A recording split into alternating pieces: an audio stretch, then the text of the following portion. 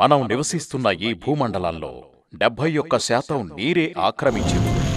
కాని ఈ నీటిలో 97% ఉప్పు నీరు, 3% మాత్రమే మంచినీరు.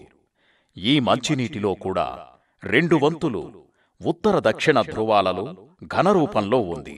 అంటే మానవ వినియోగానికి అవసరమైన నీరు 1% మాత్రమే. ఈ నీరు మనకు 3 రకాలుగా లభ్యమవుతుంది. 1 ఉపరితల వనరులు, 2 భూగర్భ జలం, 3 వర్షపు నీరు. మన దేశంలో ఎక్కువ మేరకు త్రాగునీటి అవసరాల కోసం భూగర్భ జలంపైనే ఆధారపడుతున్నారు.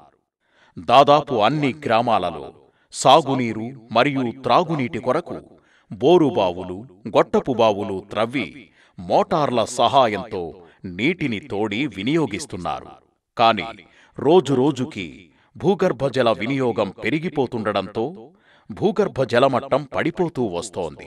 జలమట్టం దాదాపు 800 అడుగుల నుండి 1000 అడుగుల వరకు పడిపోతుండడం వల్ల నీటిలో కొన్ని రకాలైన ఖనిజ లవణాలు ఉండవలసిన దానికన్నా ఎక్కువ మోతాదు ఉన్నట్టు నమోదవుతున్నాయి. అటువంటి అధిక సాంద్రత గల ఖనిజ లవణాల నీటి వల్ల మానవులకు కొన్ని రకాల వ్యాధులు, ఫ్లోరైడ్ సంక్రమించడం, మాతా శిశు మరణాలకు దారితీయడం జరుగుతున్నాయి. ఇవే కాక కొన్ని ఫ్యాక్టరీలు, కంపెనీలు తమ వ్యర్థాలను భూమిలోనికి విడుదల చేస్తుండడం వల్ల భూగర్భ జలాలు విషతుల్యంగా మారిపోతున్నాయి. ఇటువంటి సవాళ్లను ఎదుర్కొని ప్రజలందరికీ ఆరోగ్యకరమైన నీటిని, సురక్షితమైన నీటిని అందించేందుకు నడుం బిగించింది తెలంగాణ ప్రభుత్వం. భూమిపై లభ్యమవుతున్న నీటి వనరులలో ఉపరితల వనరులు కూడా సురక్షితమైనవే కాబట్టి తెలంగాణ రాష్ట్రం గుండా పారుతున్న కృష్ణా, గోదావరి నదుల నీటిని తరలించి, శుద్ధీకరించి ప్రతి కుటుంబానికి సురక్షితమైన త్రాగునీరు అందించేందుకు అపర భగీరథుడు మన ముఖ్యమంత్రి శ్రీ కల్వకుంట్ల చంద్రశేఖరరావు గారి నేతృత్వంలో జరుగుతున్న కార్యక్రమం మిషన్ భగీరథ. మిషన్ భగీరథ కార్యక్రమంలో కృష్ణా, గోదావరి నదుల నుండి 42.67 టీఎంసీల నీటిని తరలించి, శుద్ధీకరించి తెలంగాణలోని అన్ని కుటుంబాలకు నీరందించేందుకు వీలుగా ప్రణాళికలు రచించబడ్డాయి. ప్రణాళికలో భాగంగా మొత్తం కార్యక్రమాన్ని 26 సెగ్మెంట్లుగా విభజించారు. 98% ప్రాజెక్టు గ్రావిటీ ఆధారంగానే పనిచేస్తుంది. మొత్తం ప్రాజెక్టుకు 235 మెగావాట్ల విద్యుత్ అవసరం. 19 ఇంటేక్ స్ట్రక్చర్స్, 50 శుద్ధీకరణ ప్లాంట్స్, 1133 సంపులు, స్టోరేజ్ రిజర్వాయర్లు నిర్మిస్తున్నారు.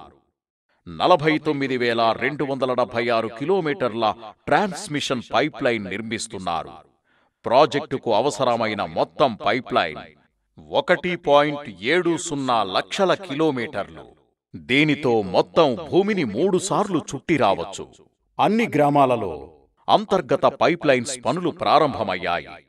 12,330 సర్వీస్ క్రాసింగ్ పనులు జరుగుతున్నాయి. ఈ బృహత్తర యజ్ఞం తొలిదశ పనులను ఆగస్టు 7, 2016న ప్రధానమంత్రి శ్రీ నరేంద్ర మోదీ గారు, ముఖ్యమంత్రి శ్రీ కల్వకుంట్ల చంద్రశేఖరరావు గారు ప్రారంభించారు. ప్రతి ఇంటికి సురక్షితమైన నీరు అందించే ఈ మహాయజ్ఞం 2018 సంవత్సరానికి సాకారం కాబోతుంది. ప్రతి వ్యక్తికి రోజుకు 100 లీటర్ల నీరు సరఫరా జరుగుతుంది. ఇక నీటి కష్టాలు లేవు. ఇక నీటి కోసం పడిగాపులు లేవు. ఇక నీటి కోసం పొడవాటి లైన్లు లేవు. సురక్షితమైన మంచి నీరు మన హక్కు. మన హక్కును సాకారం చేసిన ప్రభుత్వానికి జై కొడదాం, కలిసి నడుద్దాం. జై తెలంగాణ, జై మిషన్ భగీరథ.